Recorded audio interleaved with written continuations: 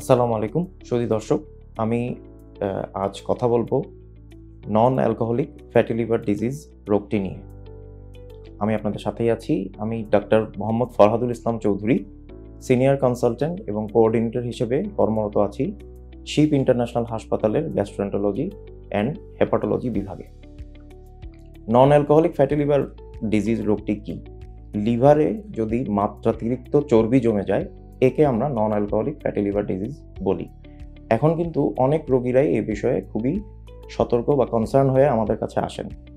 হয়তো কোনো ক্ষেত্রে উনি কোনো লক্ষণ ছাড়াই কোনো একটি আল্ট্রাসাউন্ড পরীক্ষা করতে গিয়ে ওনার ধরা পড়লো যে ওনার লিভারে চর্বি জমেছে। তাহলে কেন হয় এটি? কেন হয়? যারা অতিরিক্ত মুটিয়ে যাচ্ছে বা যাদের জীবন আচরণে কায়িক পরিশ্রম খুবই কম, বসা কাজ যাদের বেশি, কায়িক পরিশ্রম কম, মদ্যপান করেন যারা, বা মদ্যপানজনিত অন্যান্য সমস্যা ছাড়াও যাদের অনিয়ন্ত্রিত ডায়াবেটিস রয়েছে, এই সমস্ত নানা কারণে কিন্তু লিভারে চর্বি জমতে পারে। কি কি লক্ষণ দেখা যায় এই রোগে? বেশিরভাগ ক্ষেত্রেই যেটি শঙ্কার কারণ সেটি হচ্ছে 80% ক্ষেত্রেই এই রোগটি কোনো লক্ষণই দেখায়, যদি না অনেক বেশি চর্বি লিভারে জমে না যায়। তবে কিছু কিছু লক্ষণ দেখা যায়, যেমন অল্পতেই ক্লান্ত হয়ে যাওয়া, অল্প কিছু কাজের পরেই ক্লান্তি বোধ করা, অল্প খাবারের পর পেটটি ভরা ভরা লাগা, পেটের উপরের ডান পাশের অংশে কিছু ব্যথা হওয়া, এরকম কিছু লক্ষণ বা নন স্পেসিফিক লক্ষণগুলো দেখা যেতে পারে।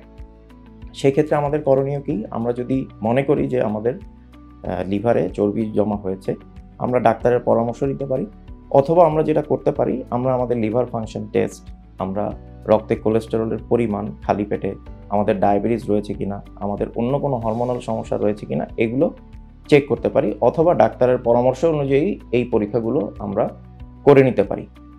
এখন আমাদের যদি এই রোগটি আমাদের ধরা পড়ে, তখন আমাদের করণীয় কী বা এটার চিকিৎসা কী? এর চিকিৎসাতে জীবন পরিবর্তন, জীবন আচরণের পরিবর্তন এবং খাদ্যাভ্যাসের পরিবর্তনটি হচ্ছে সবচেয়ে জরুরি, কারণ কার্যকরী কোনো ওষুধ কিন্তু এটির নেই।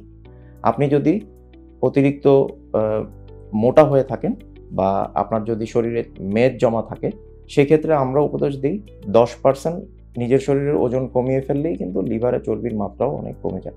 এছাড়া যদি উচ্চ রক্তচাপ, ডায়াবেটিস বা রক্তে কোলেস্টেরলের মাত্রাতিরিক্ততা থাকে, সেগুলোর চিকিৎসা আপনাকে গ্রহণ করতে হবে। এবং রোগীদের জন্য আমরা কি উপদেশ দিয়ে থাকি? আমরা বলি আপনি অবশ্যই কায়িক পরিশ্রম করেন, দৈনিক 30 মিনিট ঘাম ঝরিয়ে হাঁটেন অন্তত 5 দিন, মদ্যপান করার অভ্যাস থাকলে মদ্যপান ছেড়ে দিবেন, ধূমপান করবেন না, এবং খাদ্যাভ্যাসকে সুষমভাবে তৈরি করবেন। যেমন অল্প অল্প খাবারকে বারবার খাওয়া, একবারে বেশি না খাওয়া, যাতে আমরা মুটিয়ে না যাই, এবং কার্বোহাইড্রেটের পরিমাণটাকে আমরা সঠিক মাত্রায় গ্রহণ করা। ধন্যবাদ সকলকে। আশা করি আমার এই তথ্যগুলো আপনাদের কাজে লাগবে। শিপ ইন্টারন্যাশনাল হাসপাতাল, বাংলাদেশের মানুষের জন্য জাপানিজ মানসম্পন্ন চিকিৎসা সেবা।